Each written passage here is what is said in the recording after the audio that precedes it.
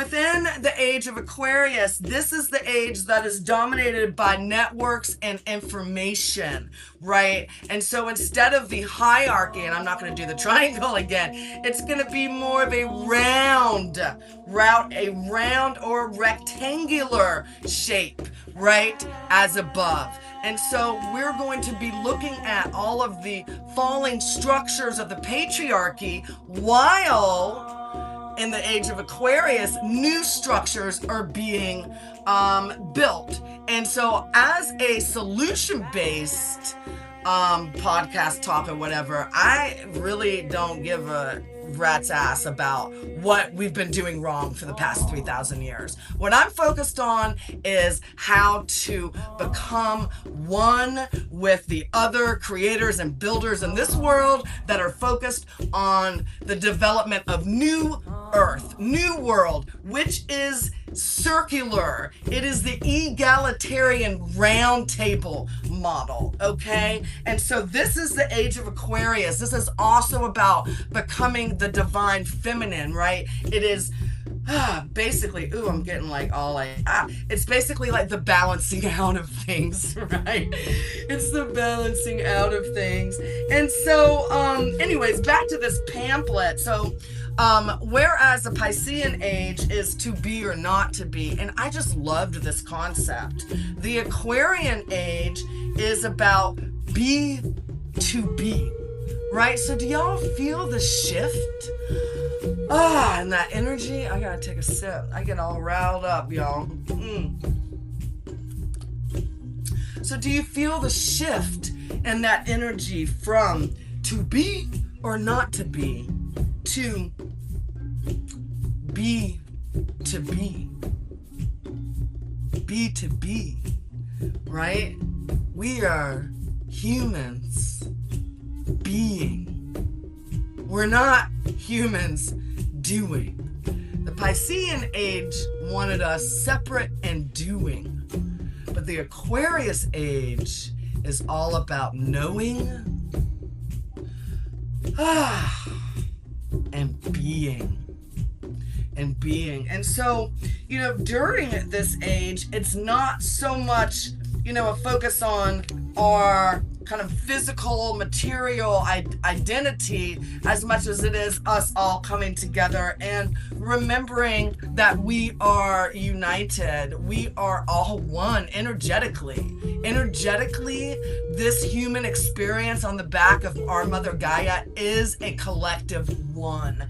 And so, how that's going to look moving forward is that old structures are going to continue to crumble. There is going to be collateral damage. That's part of it. That is part of it. But while the old is crumbling, the new egalitarian, round, circular, rectangular structures are going to be replacing the old patriarch. And so what do we do, while all of these systems, all of, this chaos really is ensuing? So really it's an emphasis on getting our own energetic alignment and balance, right? And basically, okay, so we're moving now from the as above. As above, we are shifting into the Aquarian age. Oh, let me say one more thing let me just read this one thing about the Aquarian age. Okay, so the Aquarian age will be dominated by networks and information. The key phrase for this age is be to be. The key to the astrological sign Aquarius is I know. This is the age of information. Nothing is secret anymore. All information is available at your fingertips, like this beautiful YouTube community, guys, where the Piscean age was organized in a vertical up and down structure of hierarchies. The Aquarian age is organized in a horizontal network, opening up the world to true equality, right? And so I just love this idea of learning to be, right? It's not being to doing. It's just learning to be. And so this essay was actually written by a yogi out in California. Let me find his name, and if y'all want to learn more about him, Santoka Kala something, Khalsa. He's the director of a place called the Awareness Center. But the main focus that I wanted to get from that is, as we above are shifting from the Piscean to the Aquarius age, individually, we are also, we're all mirrors, guys. Like, everything that is within us is pushed out, right? That's Neville Goddard. So, like, what we see above as above is also collectively happening individually to us, which you're welcome, guys. Thank you so much for being here. And I just love the energy. Oh my God, it just fills me with so much joy. And I'm not gonna ramble on too much about this, but because I'm trying to move in, and these, honestly, I am gonna ramble. I'm just gonna do what I want. Because, these spiritual discussions it's a time for me to really get my ideas together that I've been mulling over for a long time now. So ramble on, Miss Elizabeth. Anyways, so moving from the Aquarian shift to, from the Piscean to the Aquarian. So what does that mean on an individual? We've talked a little bit about what's going to happen collectively, or what is happening, because we are in the age of Aquarius. But individually, what does that mean, right? And so if we're breaking apart old outdated patterns collectively, then as above, so below, we are also breaking apart and energetically releasing these energies that no longer serve in our own bodies. And guys, and it's kind of crazy, because we're not just releasing energy from what we've collected in this life experience, but our DNA is connected to all of our ancestors. So we are literally releasing energy from trauma that, from thousands of years ago, or from your parents, or whatever. So there's a lot of heavy shit, man. Just, keep it real. There's a lot of shit that we're like clearing out, and it is, it can be so dense. It can be so dense. I know that what we're seeing out collectively right now is really dense. And so energetically,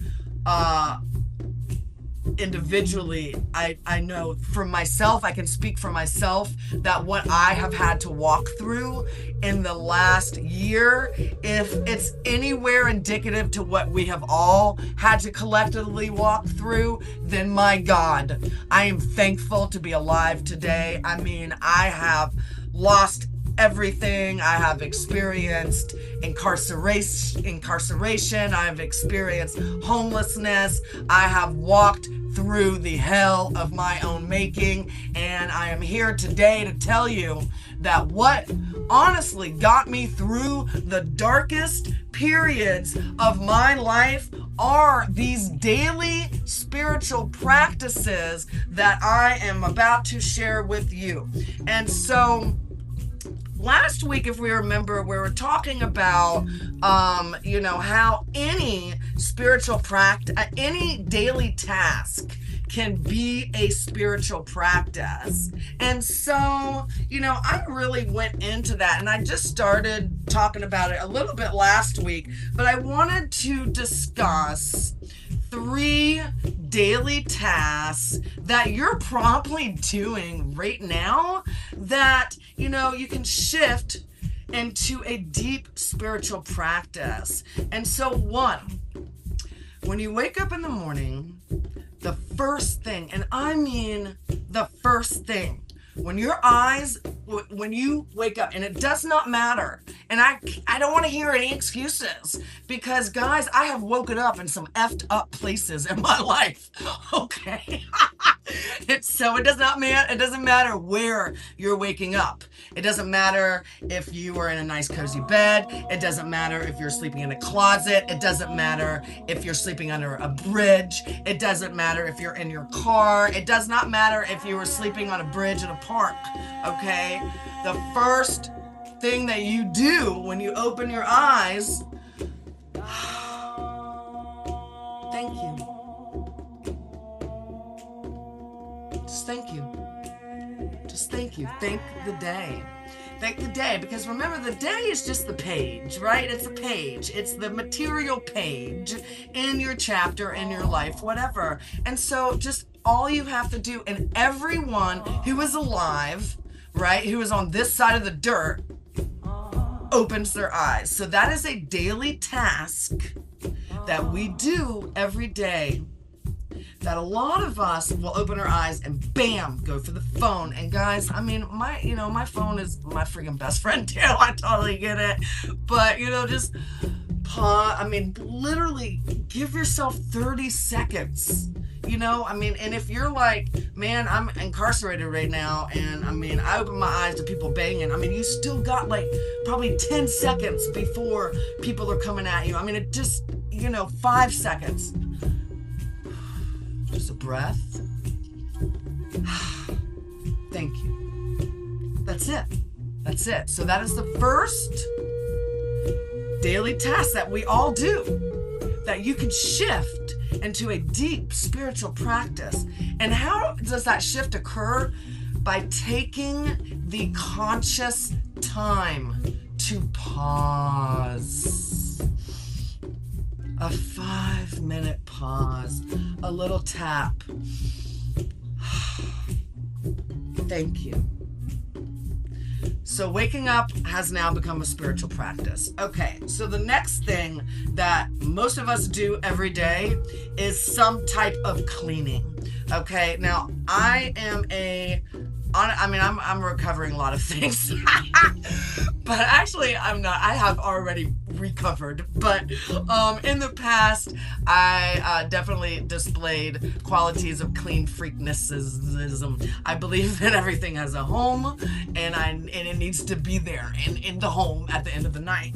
And I spent many years cleaning, but being in kind of a daze while I was cleaning, just either off into the future, checking off the list that I hadn't even written yet, or focusing on the shoulda, woulda, couldas of the past, which neither of those states are very useful, right? And so by just again pulling back, give a little tap, a little breath. Oh, here I am.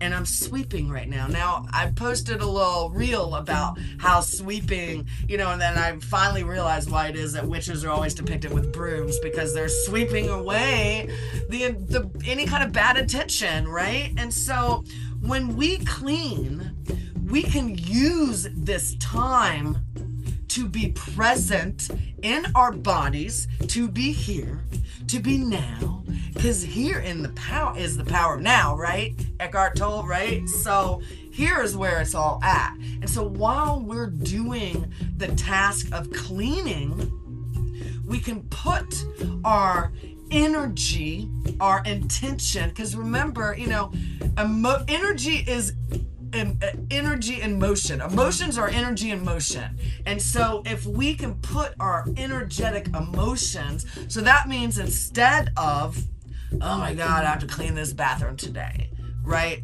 Go into this daily task with an attitude of setting your intention.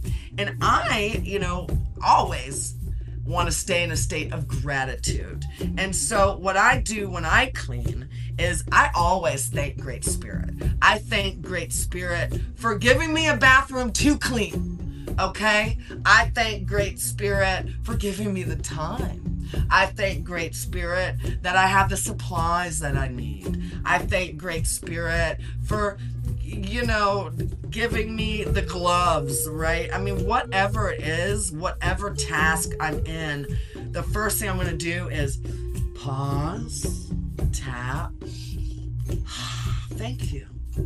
Thank you, Great Spirit, for allowing me the time to clean. And as I'm cleaning, and I mean, I get down and scrub, dude. And as I'm getting down and scrubbing all the dirt and debris, I'm thinking to myself, thank you. Thank you for giving me the energy to get out the old, right? And so in doing that, what I'm doing is I have developed a deep cleaning spiritual practice, right? And it's based on a daily task. And if you guys are kind of clean freaks like me, I have to give myself days to do deep cleaning activities, because otherwise I'll end up cleaning every day. And, you know, I don't have time to be of service to the house in that way every day. So I clean on my Mondays. Mondays are my clean day. And, but for whatever, but I'm still going to wipe a counter or whatever, sweep the kitchen at night after the meal. And so all of those times are opportunities for you to get into body, into presence. Thank you, Great Spirit. Thank you, God. Thank you, whoever. Thank you, whoever freaking made the trees. It doesn't matter, right? Just thank something bigger than you, because we're all connected. Get into that task, and then, I'm just like, give thanks. Like, really, just give thanks. Okay, so the third thing is, let me see. The first one was when you wake up, just open your eyes and say thanks. Okay? Second one, any kind of cleaning task that you're doing is an opportunity to develop a deep, intentional spiritual practice. Okay? And basically, I also want to just say that, people talk a lot about, you've got to be in a state of meditation and flow meditation and flow is all about being in the present moment. And so if you can pause, tap, be here now, we're here right in this moment now, then you're in a meditative state because you are in the present moment. And that's where the flow is. And so the last daily task that you can turn into a deep spiritual practice is taking a shower. Now, I have a beautiful bath ritual, but right now in my life, I just have a shower. And so you can, and I shouldn't say just, I'm thankful for having a shower. See how you can catch yourself, guys? That was me in real time, right? So for a shower or bath ritual, it is again about getting into that present state. And so for me, how I do this is, I set up everything that I need in my shower, right? And then I have some essential oils that I'll put in the shower. I just put them, on the ground. I know they make like shower bombs and stuff like that. You guys don't have to complicate it. I know for me that I'm someone will tell me like a practical tip, and I will complicate the what out of it. And it's been like 2 weeks, and they'll be like, well, did you try what I suggested? And I'm like, I'm still trying to complicate it in my head. So don't complicate it, man. Just get some freaking essential oil, something that smells good, because, we want to use all of our senses to get into this present moment, right? And, the shower, especially if you have a lot of roommates or you're in a place, just that 5 minutes of you are with yourself. There is nothing else but you and that water. And water, guys, is such an amazing cleansing, that's why, everyone blesses the water. You can bless your own water, all you have to do is consciously say, this water is blessed. This sparkling water is blessed. Oh, thank you, Great Spirit. I just drank blessed water, guys. I mean, I ain't making this shit up. It's the truth.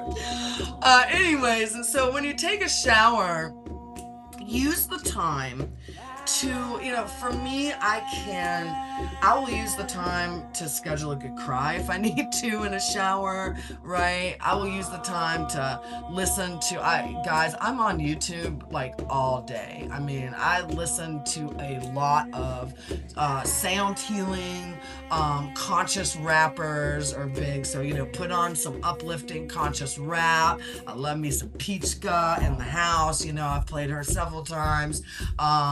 You can put on some sound healing. I love Meditative Mind, and Nature Spirit is another, and I love him.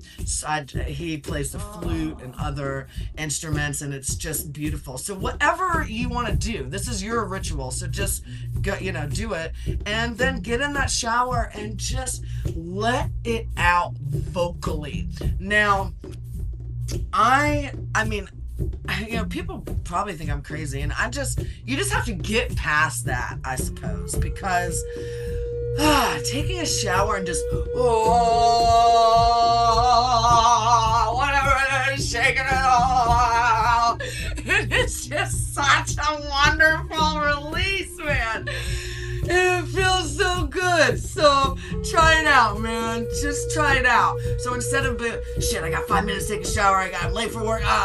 Take that 5-minute shower, but take that 5-minute shower with intention. Put your smell goods, put you some good music on, right? And get that energy out. Oh.